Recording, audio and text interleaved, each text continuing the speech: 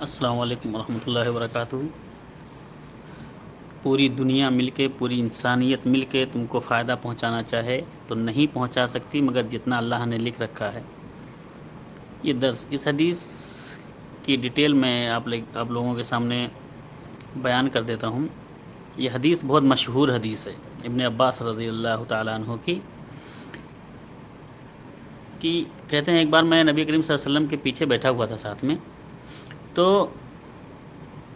انہوں نے اللہ کے نبی کریم صلی اللہ علیہ وسلم نے فرمایا، یا غلام، اے بندے، اے بیٹے، اے بچے، انی اعلمک کلمات، میں تمہیں کچھ باتیں، چند کلمات سکھا رہا ہوں۔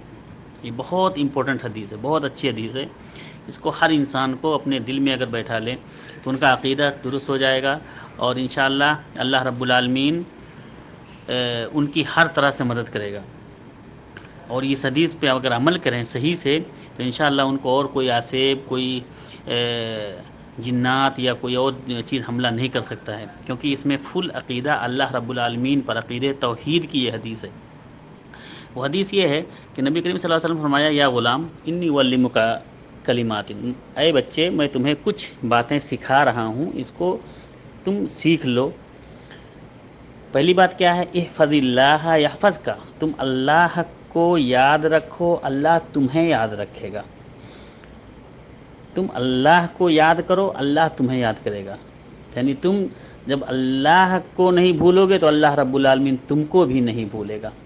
احفظ اللہ تجدہ تجاہک، تم اللہ کو یاد رکھو، اللہ کو نہ بھولو، ہمیشہ تم پاؤ گے اللہ رب العالمین کو اپنے سامنے۔ یعنی اللہ رب العالمین کی مدد ہمیشہ تمہارے ساتھ ہوگی۔ اگر تم خوشی میں، غمی میں، اور کسی بھی سفر میں، حضر میں، تنہائی میں تم اگر اللہ کو یاد رکھو گے تو ہمیشہ اللہ تمہاری مدد کے لیے تیار رہے گا۔ اللہ رب العالمین کی مدد ہمیشہ تمہارے ساتھ ہوگی۔ اذا سألک فاسأل اللہ، جب تم کوئی چیز مانگو تو اللہ سے مانگو، کوئی سوال کرو تو اللہ سے سوال کرو۔ کسی بھی چیز کی، تم کو بیٹا چاہیے، تم کو مالداری چاہیے، تم کو صحیح بیوی چاہیے، تم کو صحیح اولاد چاہیے، نیک اولاد چاہیے، تو اللہ سے مانگو، کہیں اور ادھر ادھر نہ بھٹکو، کسی اور جگہ پہ جا کے سجدہ نہ کرو، کسی اور بابا فقیر کے سامنے جھکنے کی کوئی ضرورت نہیں ہے۔ وَإِذَا اسْتَعَنْتَ فَاسْتَعِنْ بِاللَّهِ، اور اگر تم مدد طلب کرو تو صرف اور صرف اللہ سے مدد طلب کرو۔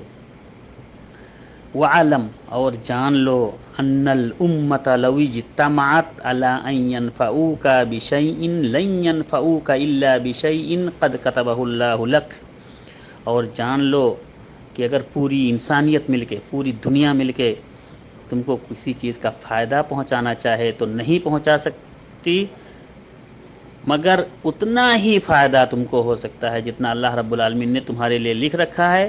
وَإِنِ اجْتَمَعُوكَ عَلَىٰ أَن يَضُرُّوكَ بِشَيْءٍ لَّمْ يَضُرُّوكَ إِلَّا بِشَيْءٍ قَدْ كَتَبَهُ اللَّهُ عَلَيْكَ، اور اگر پوری دنیا مل کے تم کو کسی چیز کا نقصان پہنچانا چاہے، تمہارا بال بھی بیکا نہیں کر سکتی، مگر اتنا ہی جتنا اللہ رب العالمین نے تمہارے لیے لکھ رکھا ہے۔